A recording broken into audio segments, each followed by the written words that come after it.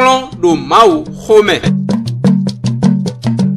Plan do mau home. Nu wiwa eni Africa Phoenix Web TV ton. E noname plan si mau home. Minodoto webi wenu. Bayi nuye do mau home.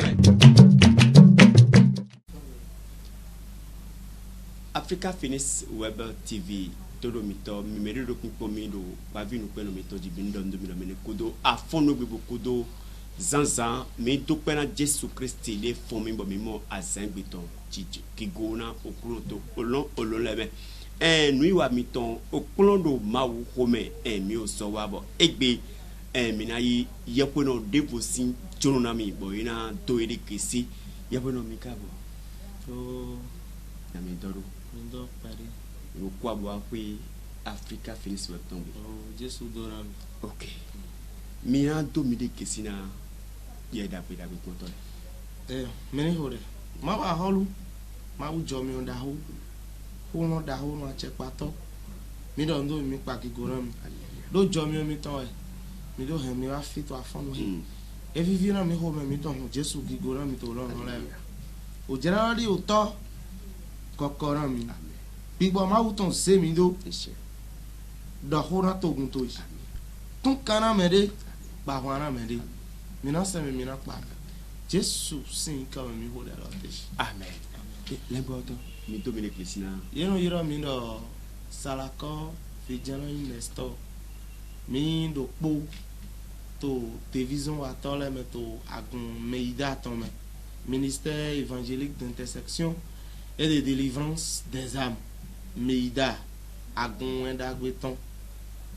na kanton ton alin don le ton to deme mi mo fi boto ndo do baba mi ton daho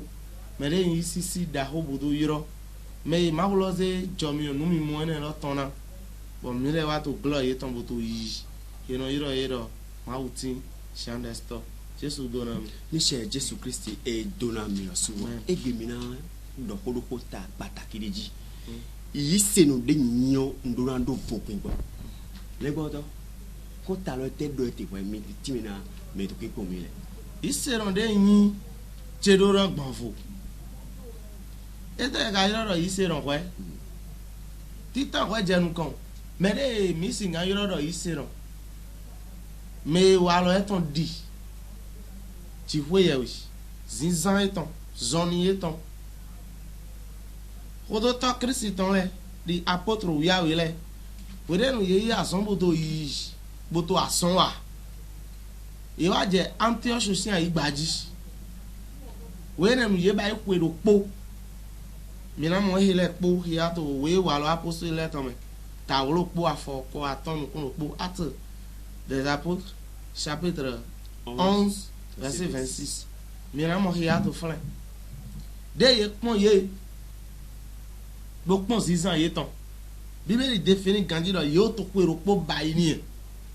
Ah, mais to Antioch si an igbaji le. Yero me le. Kodo to Christ ton ye, kodo vi Christ ton ye nungbo. Christiani nungbo wa ye. Ye do, wala ye ton mala wen dagbe. Zizan ye ton mala wen dagbe. Nu wi wa ye ton le, khogbe ye ton le. Zoni zizin ye ton le. De ye to po he ye no so le do boto khodo de ye do wan ina ye de le do ni e ma la wen dagbe ye manga yiro ye do khodo to Christ ton e me ile nugbo Bible très certifié na mi do to verset no me do titan de yiro ye do Christiani to Bible me unie le go to mi no moto egbe do Christian support obelo me bo mele ko yo do Christiani Vukwi gboro makatinto akpawo yeto yi se lo mon koto ne we singa yiro yiro okulo ni gwa la ise owe kala tin titan ta fo kare nu kun ropo era vo e ki go weton o fo so e ki go sun ton o fo so e ki go sun le ton Amon to sunlevu la tchetchen sunlevu de dekpe yon de ton sok mon volan de hogo da hoe boklo boni mi na tin me e supo fire yen ka jan gbon mi to afom din mi supo nu gbo be bo yi sero mi supo nu gbo bo yin hodo to Kristo wala le ma yin do polo to igbe des fois yi sero de vole yenu akambioro chachi yi to jan e mene Jésus vi jan e mene do ko gbe to le wala to le mala we la kay de Bible do na mi to 11 verset 26 mero ko gbe ye ton le wala ye ton le 600 ye ton le e mala we la gbe supa yi sero bodo maulo se bodo Jésus Christ Nazareth ton lo yoro pasteur nyon ye do yero do afo bolo me pasteur nyon ye do yero zakwa to church me ye do neho yero ya uboro mbai me ma u manyo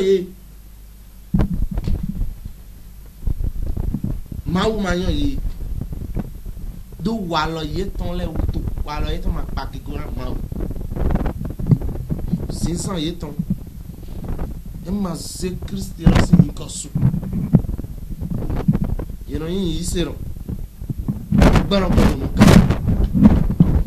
me lo yi sero jo gan jo gbe poto moto Jesu do moto abo san moto bo gbe po bo wo fa gbe to nu glore to fogun boni ma o o mo re ma fle supo esa yi sero ye wa mi sa me amo ye edu hallelujah ye le wewe amo ma nga dia kati eton bona do me le din we mi te frère le din we mi te sœur le din we mi te do ajebo kamyo ya na meru isero e da ya ami le ma yoro isero e do fire Jesu ni ngwa lo na amen le goto yisero e da ya mi le ma no yisero da me mo koto di lo a l'état to te ko me mo koto mene ma ton photo comme nous étons là de à l'état to te comme mon koto le goto alere to terrain ma u ga hore Jesu dore era supo e da wa boto yin ko che yiro amo azan lo gbe na da ran yiro mi to so nu ko che do mayon mi asan gbigbele wa to le ale ye to ma u ga mo parce mi ho wezu mi wa le poto gbe fi asan ji asan we bodo se ma u lo yi se no de ayin lo vogbon to e lo e na garantie se question si hona wi walo de azan zizan de azan lo wena na we jomi yourself we yi to le goto walo de azan na we jomi mi mo lo gandile no ati bo yi se no mele point ko lo bi cho gancho yi se no de yin to rem to lo me o ye ma mo vogbon lo pade dogbon nunina ma u to le to gbe lo me le goto mi ti me fi lo pe na mi c'est-à-dire me ko yi se to ko lo bi amo ye yi se no lo yi ma mo lo welo wa ton ta ton to ko bi àpáwé pàtàkì ìdéfò ní bọ̀fẹ́ pọ́ náà ìflẹ̀ ń gbọ́ bá dára mi lọ supọ̀ ẹ̀ yírọ̀ tó wọ́n tó lẹ́mẹ̀ supọ̀ kásọ̀ yí gbogbo dédìdè náà tó yí sè náà tó zizan ní hẹ́ Kristi mẹ́yẹ tí tó àlè ojì dó ẹ má gbọ̀n fúnra wà lọ́ máa pẹ́ gàn zizan yìí tán lẹ̀ eti miona yi to ale oji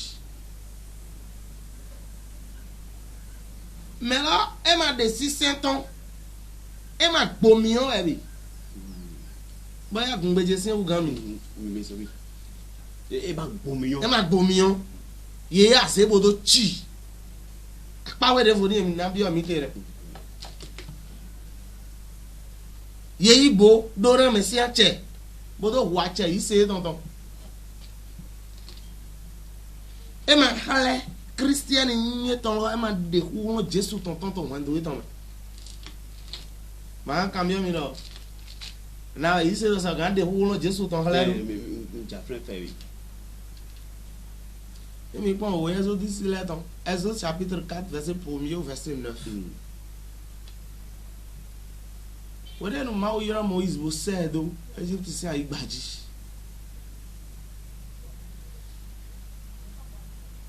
Moïse lè kobi bo ikulo sinu ko okulo na we na yigbon doni je don ye ma andi na mi do ye se mi do ti wa we ma gan yi wa mo ni dente u janwe ko ka bi mi ton bi apa ho e mo wa de mi fleson voler de o po do na fi Israel ton le do ma fo a ho le ton do e ya mi we do mi ye ma andi donc Moïse point de bon monde emi ma gan gbomi on to kento nkan do no pharaon de bonyon nou de pharaon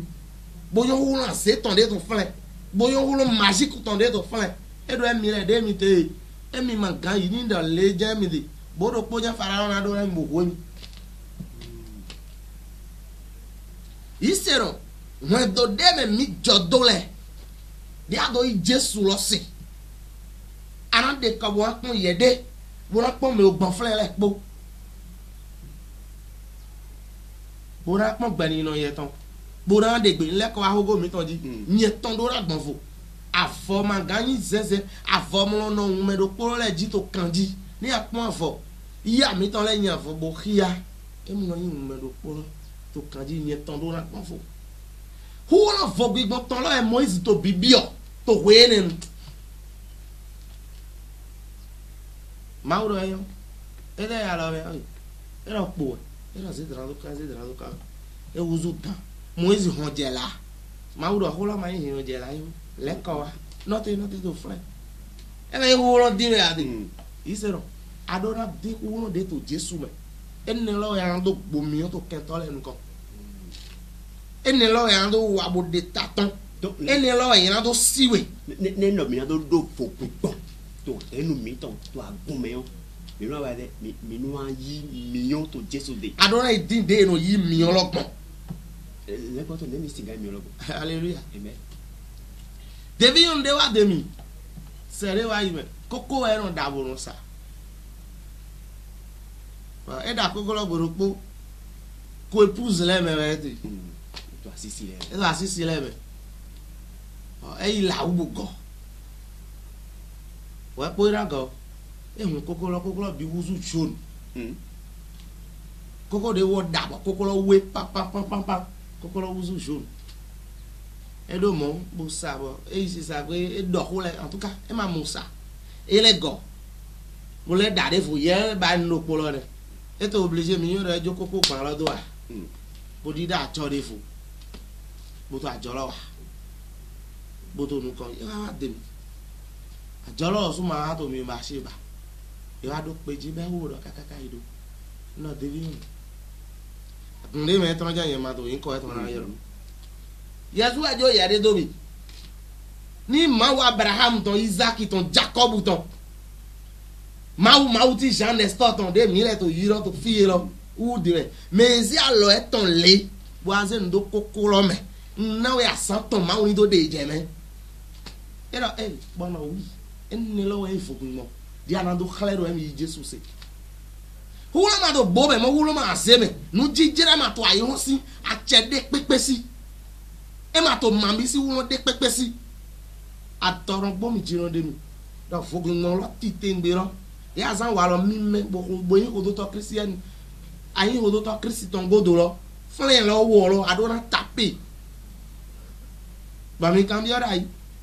na esi ga mi ati nu kuma jiwe ton o de podo nu bibla po nu kuma jiwe ton didi to we popo nu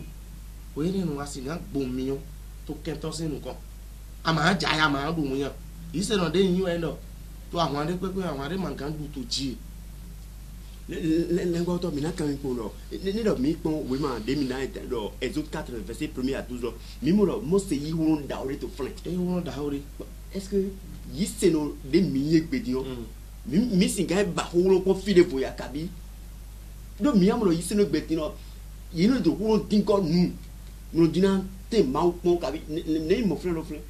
le wo do ene wo ngo na verset de dai 1 Corinthiens chapitre 15 verset ate fofo en lole ki go foto egbe ayire han supo wa Christian ma do hora ndo do fare gba me no po ni yen ndo yiste no na do bomi so afon bo sana kule Jésus me wera idi wuro ton pon ni pa cha do le podi maga na do jo hon iroji ira wa de irun blanu bon de irun hosan bon de irun bai kon ba bon bodo no wuzu ayo le on elu jeje huworo no toti achuaje iran yo do Christian ejuwa ato hon do de me iran yo do ato hon do lo me ma oni gwa lo ran mi o se mi do aga so be lo me tv on de wa ba e da dobu ba e do ku kan to òfin lọ́wọ́ tó àga tó opération yẹn ìran báyìí lọ́wọ́ sọ lọ́rọ̀ ẹ̀ máa tó problem ní ìlọ yìí máa bá opération ní pín dáì báyìí jíwọ̀ ẹ̀jẹ̀ bọ́ opération ìran báyìí pọ́ àlọ́gọ́ máa tó kó mìíràn máa lówó lọ́dẹ mọ́ mìíràn máa ń tòótò àmọ́ tòótò lẹ́tọ̀ èyí rẹ̀ àhọ́rọ̀ lẹ́tọ̀ máa ń pé go ẹ̀jẹ̀ sọ sáwọn ẹ̀ ń gbó ìrọ̀ mi ẹ̀pọ́n dé hólọ́ tẹ̀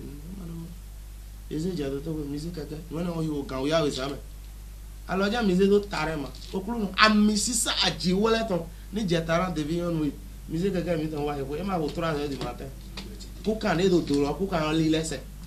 àjẹwẹ Jésù mẹ àjẹ lọkàtì àjẹ máa tó bó mẹ ẹ máa tó àṣẹ mẹ ẹ máa tó mami mẹ ẹ máa tó kẹrẹsì wúlọ mẹ Jésù Kristi Nazareti tán kẹrẹ mẹwẹ yìí ṣèrọ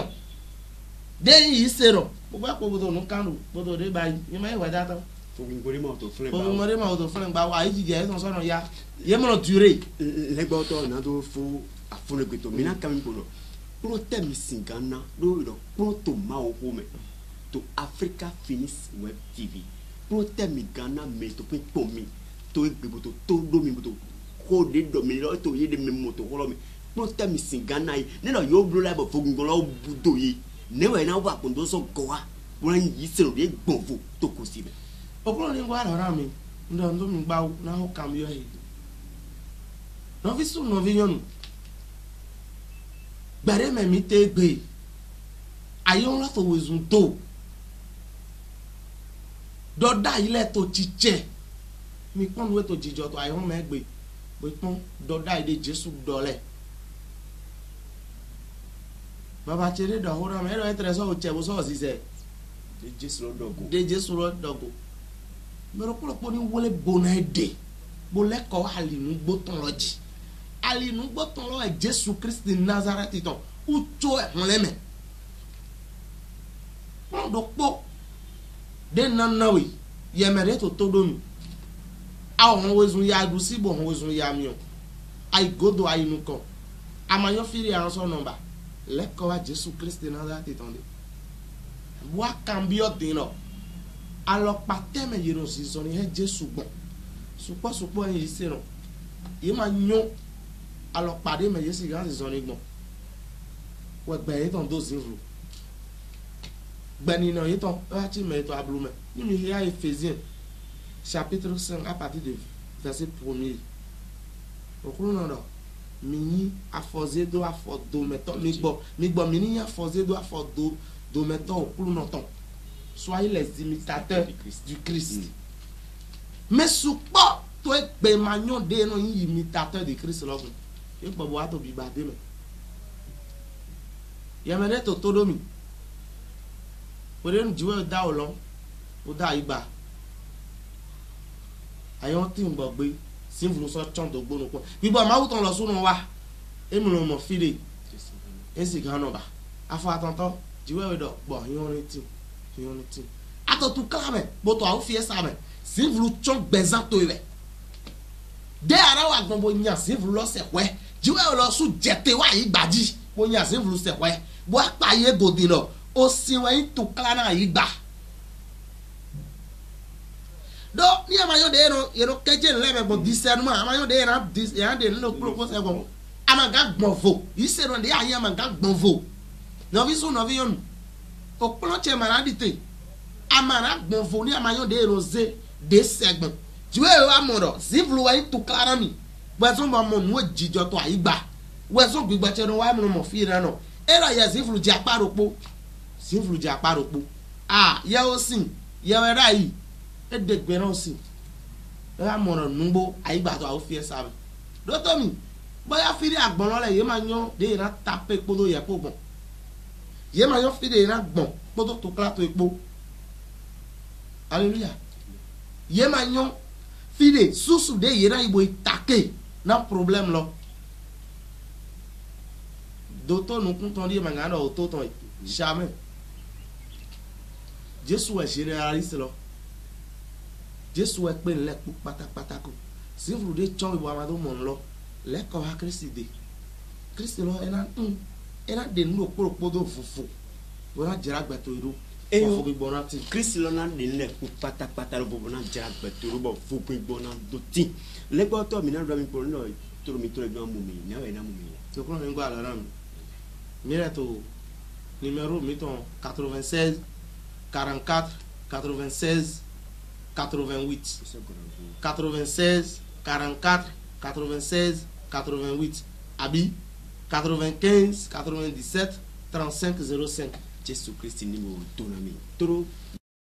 mi tonyo ya mele to pour mi wa vivre nous pour mi ton egbe pour do ma ko me egbe to e wa vivre nous mais là mi ko no bon ni no adina bonfo yi Jésus Christ c'est ni no adina monfo bon to renu to me to asuewe to toto wen yi Jésus Christ c'est bo doa to bo ma go bo ko samo ko de menyina kana no la na we bo fo bi bona wa de e na do into egbe to menace le frère ni no Jésus Christ malé ko a sans vous boyo minale pe ezali Jésus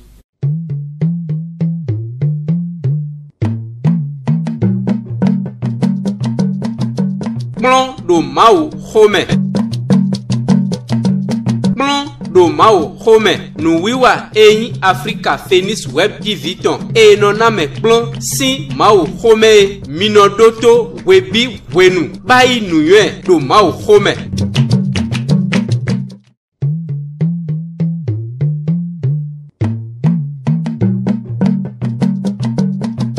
Plan do mau home. Plan do mau home. Nu wiwa eni Africa Phoenix Web TV ton. E noname plan si mau home. Minodoto webi wenu. Bai nuye do mau home.